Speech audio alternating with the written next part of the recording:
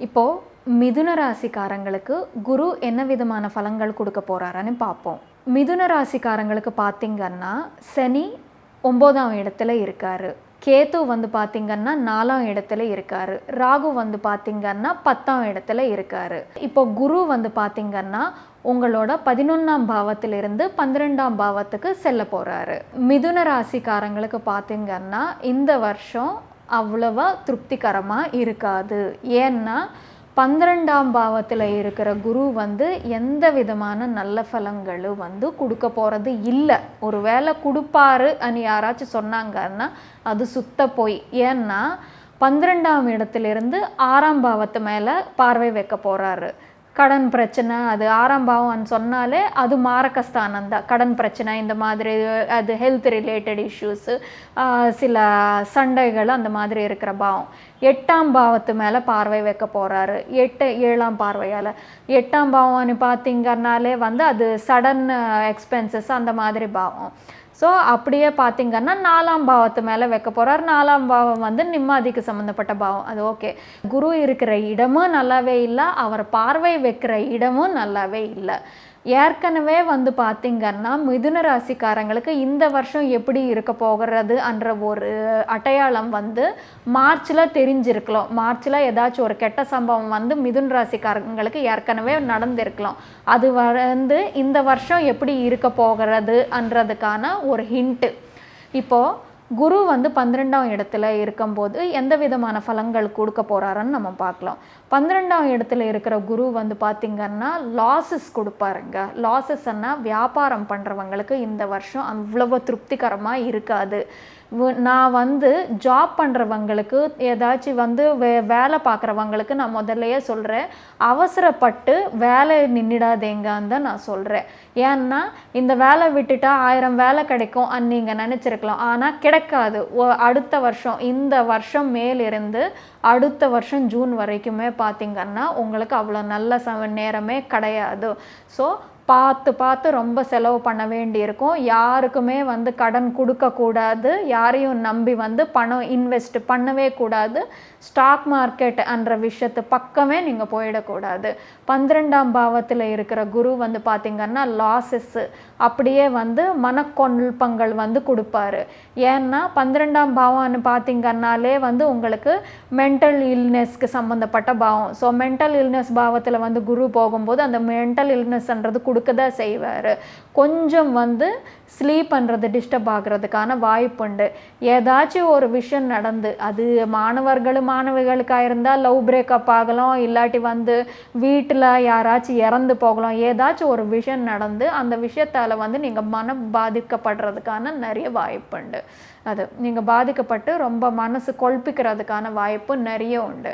அப்படியே வந்து பார்த்திங்கன்னா இன்வெஸ்ட்மெண்ட்ஸு பண்ணவே கூடாது. அப்படியே 12ஆம் பாவத்தில் இருக்கிற குரு வந்து நல்லா செலவழிக்க வைப்பார். எப்படின்னா நீங்கள் எதிர்பார்க்காத அளவுக்கு வந்து செலவு வரும். ஜாபில் இப்போ நீங்கள் வந்து ஃபார் சப்போஸ் ஒரு இடத்துல வந்து உங்களுக்கு வாய்ப்பு கிடைச்சிதுன்னு சொல்லிட்டு போயிங்கன்னு வச்சுக்கோங்க, நீங்கள் 10 ரூபா சம்பாதிச்சா 20 ரூபா வந்து செலவழித்த மாதிரி இருக்கும் இந்த வருஷமே பார்த்திங்கன்னா.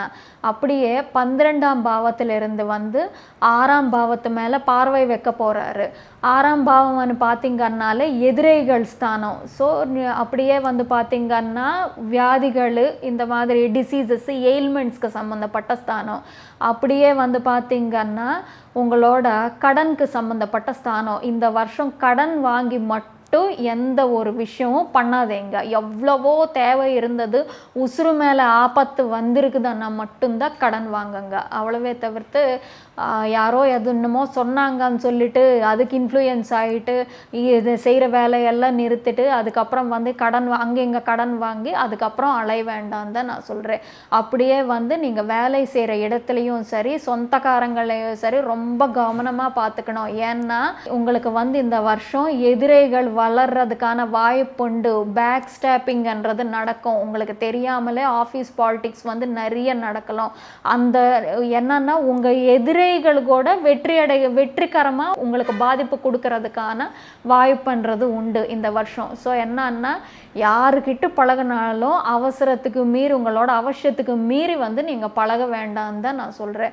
அப்படியே பார்த்தீங்கன்னா 12ஆம் பாவத்திலிருந்து 4ஆம் பாவத்து மேலே வந்து பார்வை வைக்க போகிறார். 4ஆம் பாவம் வந்து அது அவ்வளோவா பிரச்சனை கொடுக்காது. கொஞ்சம் ஒரு விதமான இப்போ நீங்கள் வந்து ஒரு மனக்குழப்பங்களும் இருக்கும். அப்படியே வந்து நீங்கள் ஆன்மீகம் பக்கம் போனீங்கன்னு வச்சுக்கோங்க. 4ஆம் பாவத்து மேலே பார்வை வச்ச குரு கொஞ்சம் மன நிம்மதின்றது கொடுக்க போகிறாரு. அப்படியே பார்த்தீங்கன்னா 8ஆம் பாவத்தை 9ஆம் பார்வையால் 8ஆம் பாவத்து மேலே வந்து பார்வை வைக்க போகிறாரு. 8ஆம் பாவம்னு பார்த்தீங்கன்னாவே அது செலவுகளுக்கு சம்மந்தப்பட்ட பாவம். அப்படியே பார்த்தீங்கன்னா ஆக்சிடென்ட்ஸுக்கு சம்மந்தப்பட்ட பாவம். அன்எக்ஸ்பெக்டட் திங்ஸ் நடக்கும். எதிர்பார்க்காத ஒரு சில விஷயங்கள் நடக்கிறதுக்கான வாய்ப்புண்டு. அன்எக்ஸ்பெக்டட் எக்ஸ்பென்சஸ் நீங்கள் எதிர்பார்க்காம செலவழிக்கலாம். ஹாஸ்பிட்டல்ஸ்க்கு சம்மந்தப்பட்ட விஷயம், ஏதாச்சும் வீட்டில் உங்களுக்காகவோ இல்லாட்டி என்னென்னா மற்றவங்க பெற்றவங்க இருப்பாங்க, அம்மா அப்பாக்கோ இல்லாட்டி வீட்டில் யாருக்காவது ஏதாச்சும் ஆச்சோ, ஏதாச்சும் உடல் ரீதியாக பாதிக்கப்பட்டு ஹாஸ்பிட்டல்ஸ்க்கு வந்து நல்ல செலவழிக்க வேண்டிய அவசியம் வரும். ஏதாவது ஒரு விஷயம் மூலமாக வந்து நீங்கள் ஹாஸ்பிட்டல்ஸ்க்கு சுற்றுறதுக்கான வாய்ப்புண்டு. அது இல்லைன்னு வைங்க, உங்களுக்கு வந்து என்னன்னா ஏதாவது ஒரு ரூபத்தில் வந்து பணம் நிறைய செலவு பண்ணுறதுக்கான வாய்ப்புண்டு. வண்டி ஓட்டும் போது வந்து கவனமாக இருக்கணும். குறைஞ்ச பட்சம் வந்து நீங்கள் இந்த ஒரு பப்ளிக் டிரான்ஸ்போர்ட்ன்றது யூஸ் பண்ணுறது இந்த ஒரு வருஷத்துக்கு ரொம்பவே நல்ல விஷயம். இது வந்து நான் உங்களை பயம் ஊற்றணுன்றதுக்காக நான் சொல்லவே இல்லை. எதாக இருந்தாலும் என்னன்னா உங்களோட பர்சனல் ஜாதகமான ஒன்று இருக்கும். உங்களோட தனி பக்க ஜாதகத்தில் உங்களுக்கு எந்த மாதிரி தசை புக்தி நடக்குதுன்றதை வச்சு கூட நமக்கு பலன்கள் இருக்கும். இது பார்த்தீங்கன்னா உங்களோட வெறும் குரு பெயர்ச்சி பலன்கள், அது உங்கள் ராசி பலன்கள் மட்டும்தான். பயமூத்துறதுக்காக சொல்கிற எந்த விஷயமும் கிடையாது. ஆனால் வண்டி ஓட்டும்போது ஜாக்கிரதையாக இருக்கலாம். ஏன்னா போலீஸ் கேஸில் மாட்டுறதுக்கான வாய்ப்புண்டு. ஏதாச்சும் முக்கியமான பொருள் வந்து தெஃப்ட் ஆகிறதுக்கான வாய்ப்புண்டு. ரொம்ப நம்பினவங்க வந்து ஏமாத்துறதுக்கான வாய்ப்பு உண்டு. அதனால ரொம்ப கவனமாக இருக்கணும். இந்த வருஷம் வந்து உங்களுக்கு பார்த்தீங்கன்னா அவ்வளோ திருப்திகரம் அது சொல்ல முடியாது. நல்ல பலன்கள் வந்து எதிர்பார்க்கவே முடியாது. எவ்வளோ குறைவாக வந்து எக்ஸ்பெக்ட் பண்ணிக்கிட்டால் அவ்வளோ நல்லதுன்னு சொல்லலாம் இந்த வருஷம் உங்களுக்கு. அப்படியே பார்த்தீங்கன்னா இந்த வருஷம் சாதாரணமாகவே வந்து எந்த தொழில் செஞ்சாலும் அது வந்து ரொம்ப முன்னேற்றம் இருக்கும்னு நான் சொல்ல வரல. பட் யார் வந்து இந்த ஹீலிங் ப்ரொஃபஷன்ஸில் இருக்கிறவங்க இருப்பாங்க பார்த்தீங்களா, ஃபார் சப்போஸ் பார்த்தீங்கன்னா 12ஆம் பாவம் வந்து நமக்கு ஹாஸ்பிட்டல்ஸு, இதுக்கு எயில்மெண்ட்ஸ்க்கு சம்மந்தப்பட்ட பாவம். யார் வந்து கொஞ்சம் அசைலம்ஸு, ஹாஸ்பிட்டல்ஸு, நர்ஸு, டாக்டர்ஸு அவங்க இருப்பாங்க பார்த்தீங்களா, அவங்களுக்கு வந்து ரொம்ப நல்லா இருக்கும்னு சொல்ல மாட்டேன். அவங்கனால என்னன்னா இந்த கெட்ட பலன்கள்லேருந்து கொஞ்சம் ஒரு 50% தப்பிச்சுக்கிறதுக்கான வாய்ப்புண்டு. அப்படியே வந்து பார்த்திங்கன்னா யார் வந்து கொஞ்சம் காசு கொடுக்குற வேலை பார்த்துட்டு இருப்பாங்களோ அவங்களுக்கு வந்து இந்த வருஷம் கொஞ்சம் நஷ்டம்தான் இருக்கும். ஸோ மோஸ்ட்லி வந்து வட்டி வியாபாரம் செய்கிறவங்க இந்த வருஷத்துக்கு வந்து நீங்கள் நிறுத்துக்கிறது ரொம்ப நல்லது.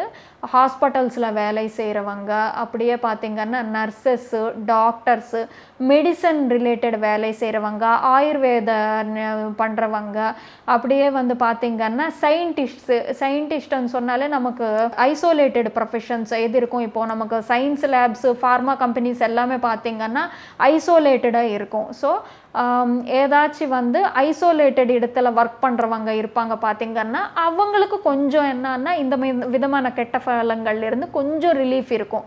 மற்றவங்களுக்கு எல்லாமே பார்த்திங்கன்னா இந்த வருஷம் அவ்வளோ திருப்திகரமாகவே இருக்காது. Healing related, service orient, social service, என்ஜிஓஸில் ஒர்க் பண்ணுறவங்களுக்கு கொஞ்சம் ரிலீஃப் இருக்கும். இதுதான் இந்த வருஷத்தோட மிதுன ராசிக்காரங்களுக்கான ராசி பலன்கள். இப்போது ரெமிடிஸ் வந்து பார்த்திங்கன்னா இந்த வருஷம் வந்து நீங்கள் கண்டிப்பாக ருத்ர கவச்சம் வந்து படிக்கணும். ஏன்னா ருத்ர கவச்சதுனால வந்து சிவானுகிரகம் வந்து கிடைச்சிரும் உங்களுக்கு. அப்படியே வந்து பார்த்திங்கன்னா மன நிம்மதி கிடைச்சிரும். இந்த வருஷம் உங்களுக்கு மனக்குழப்பங்கள்ன்றது இருக்கிறதுனால அதிலிருந்து தப்பிச்சுக்கிறதுக்கு நீங்கள் வந்து ருத்ர கவச்சம் படித்து தான் ஆகணும். மற்ற விஷயங்கள் வந்து தானாக நடக்கும். ஒரு சில விஷயங்கள் வந்து நம்ம நிறுத்த முடியாது. ஒரு சில விஷயங்கள்ல இருந்து என்னன்னா நம்ம கொஞ்சம் குறைச்சிக்கலாம் அந்த ஒரு ரெமெடிஸ் செஞ்சுட்டு. இதுதான் இந்த வருஷம் உங்கள் ராசிக்காரங்களுக்கான பலன்கள். சர்வே ஜனா சுகினோ பவந்து. மீண்டும் இன்னொரு வீடியோவில் ராசி பலன்களுடன் சந்திப்போம்.